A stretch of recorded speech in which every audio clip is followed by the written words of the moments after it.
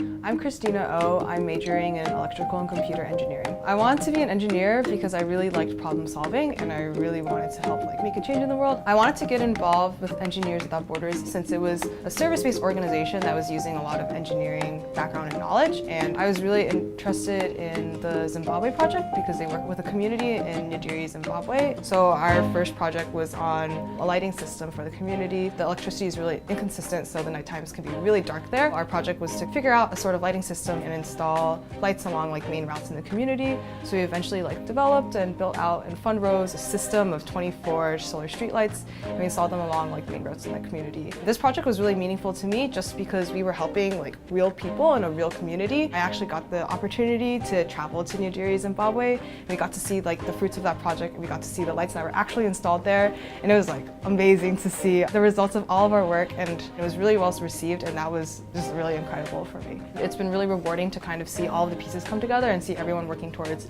projects they are passionate about. I think that CMU has really equipped me well to deal with any sort of technical challenges that may come my way, but also to do so in a very thoughtful and human way as well. After graduation, I also want to try and be able to be impactful and create a positive experience in whichever spheres I am a part of.